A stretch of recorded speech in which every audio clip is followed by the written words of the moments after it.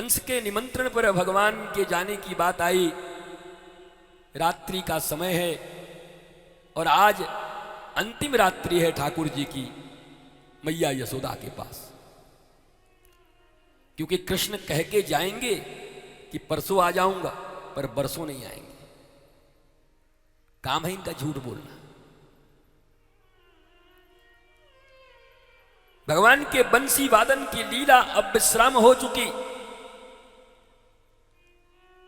रास की परम अवस्था की घटना घट गई। अब पांचजन्य शंख लेकर के शत्रुओं का संहार करने के लिए भगवान निकलेंगे। इसलिए बंसी को राधा रानी को दे के आ गए। भगवान बंसी लेके नहीं गए द्वारिका। तुम भले ही बंसी लेकर के बना दो चित्र, बंसी और काला कंबल राधा रानी को दे के चले। फिर कभी होठों से बंसी नहीं लगाया भगवान ने, किशोरी को दे दिया, लाडली को दे दिया। महाराज पूरे वृंदावन में रुदन मच गई।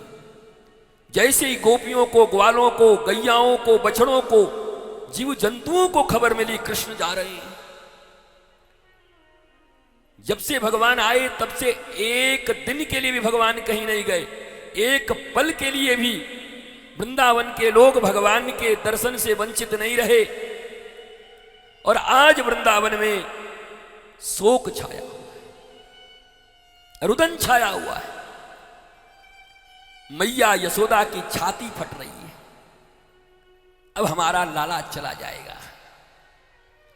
और पता नहीं मैया के मन में ये क्यों बार बार विश्वास हो रहा है।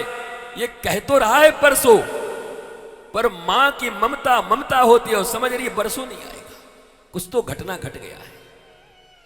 मां के मन में ऐसा बार बार अंदेशा उठता है। कृष्ण कह तो रहे हैं परसों आने को, पर यह आने वाले नहीं है।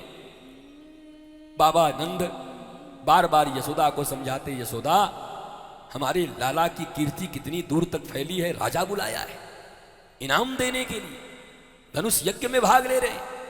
बाबा बड़े भोले भाले हैं नंद बाबा। भोले न होते तो कृष्ण क्यों आते उनके घर में? अच्छे न होते, भोले न होते, प्यारे न होते तो क्या डाकू के घर में कृष्ण आएंगे? यशोदा नंदो जो स्वयं भी नंदित रहते हैं, लोगों को भी नंदित करते हैं, आनंद देते हैं, उनका नाम है नंदो।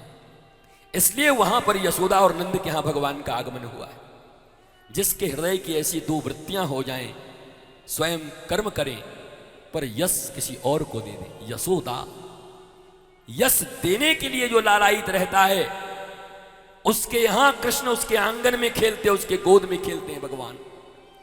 पर दूसरों के किए गए कर्मों का यश लेने के लिए जो मरता है, कंसई वैसे की गोद में आते हैं। कंसई लोग वहां पर पहुंचते हैं, कृष्ण नहीं।